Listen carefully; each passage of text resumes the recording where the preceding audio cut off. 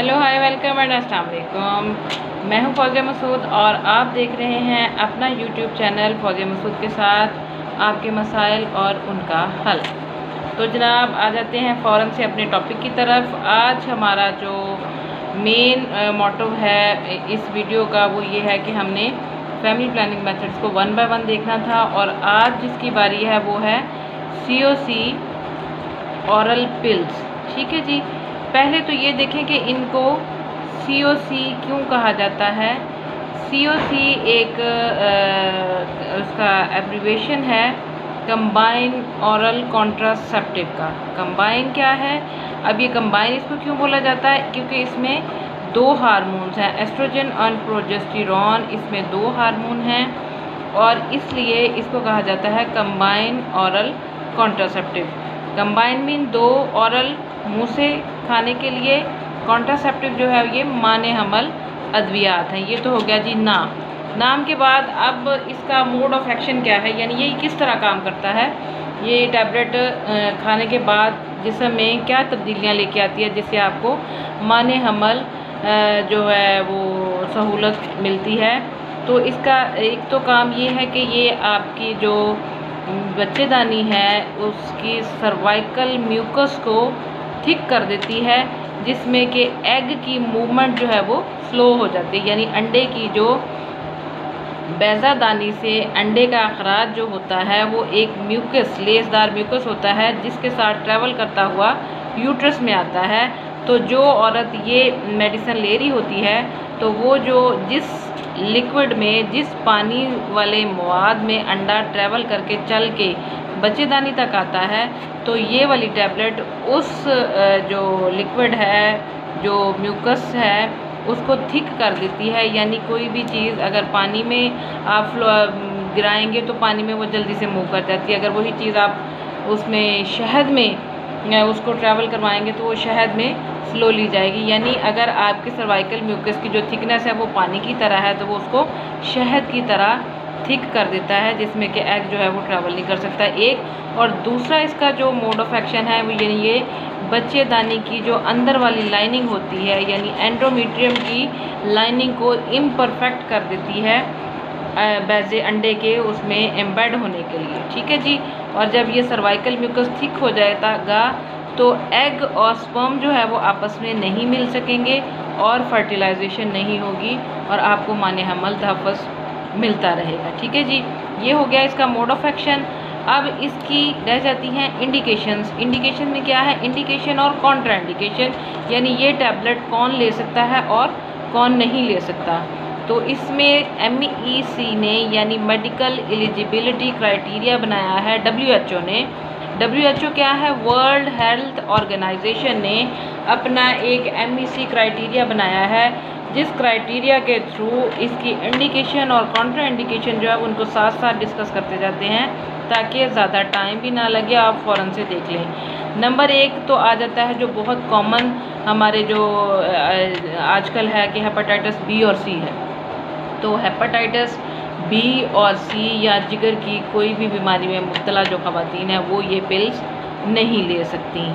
उसके साथ जो फीमेल नौज़ायदा बच्चे को यानी शीरखार बच्चे को दूध पिला रही है तो वो ये पिल्स इस्तेमाल नहीं करेगी, क्योंकि ये गोलियां दूध की मिकदार पर असर डालती हैं और दूध की मिकदार जो है वो कम हो जाती है। ठीक है जी। तो बच्चे का पेट नहीं भरेगा तो इन गोलियों के असर से जो है वो दूध की मिकदार पे कमी होती है।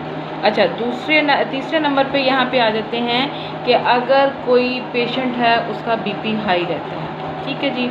और डायग्नोज्ड हाइपरटेंशन की पेशेंट है और उसका ब्लड प्रेशर अक्सर हाई रहता है या वो हाई BP की मेडिसिन ले रही हैं और उसके साथ साथ उनकी एज जो है वो 35 से अबव है, यानी 35 साल से वो ज़्यादा हैं और उनका ब्लड प्रेशर बढ़ता है, तो वो ये गोलियां बिल्कुल ना लें। ठीक है जी।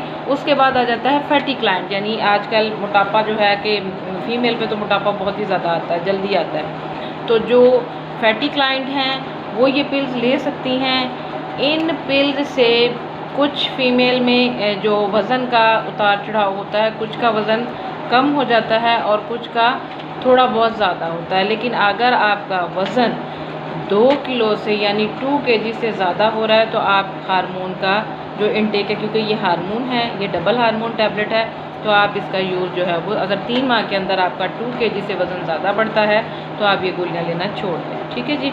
उसके बाद आ जाता है डायबिटीज़ यानी शुगर।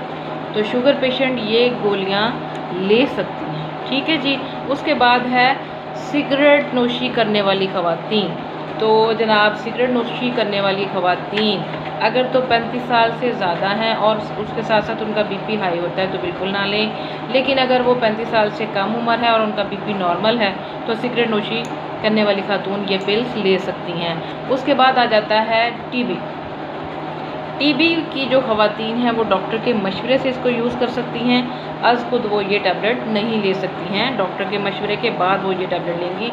उसके बाद आ जाता है माइनर हेडेक। ठीक है जी। माइनर हेडेक है जो मीग्रेन नहीं है।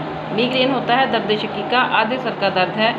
अगर आपको मीग्रेन सिंपल है तो ये टैबलेट ले सकते हैं। अगर टैबलेट लेने के बाद आपको आँखों के आगे तारे से घूमना शुरू हो रहे हैं या मीग्रेन ऑरा के साथ है जिसके अंदर धुंधलापन और तारे नज़र आते हैं, जिनको मीग्रेन होगा उनको पता होगा कि मैं क्या कह रही हूँ, तो मीग्रेन ऑरा के साथ आप ये पिल्स ना लें।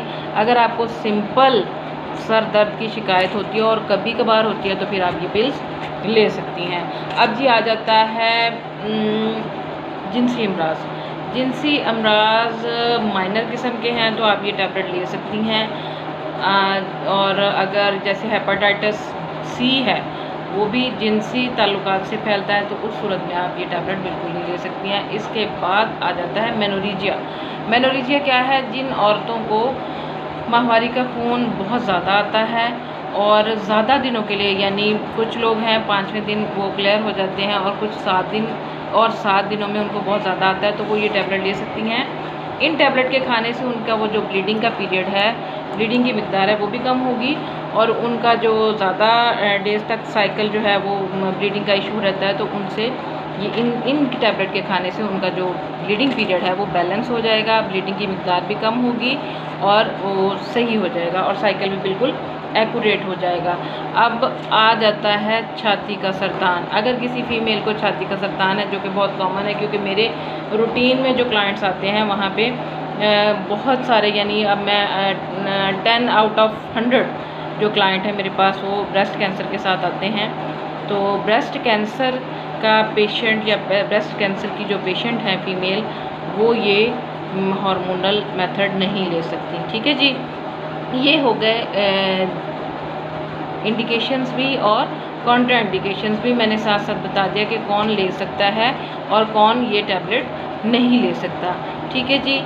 ये एक मतलब अपने ताईं कोशिश की है कि आपको, अगर मैं बहुत ज़्यादा पढ़ाना शुरू हो जाऊंगी तो एक ये जो हमारी वीडियो है बहुत बोरिंग सी हो जाएगी और आपको मतलब इतना ज़्यादा वो नहीं होगा। अगर अभी भी आपके माइंड में कोई क्वेश्चन है मिसिंग पिल्स के बारे में, आपको थोड़ा सा बताती चलो कि इसमें ये जो 3 लाइनें हैं ये हार्मोनल टैबलेट होती हैं और ये जो ब्राउन लाइन है ये नॉन हार्मोनल टैबलेट है।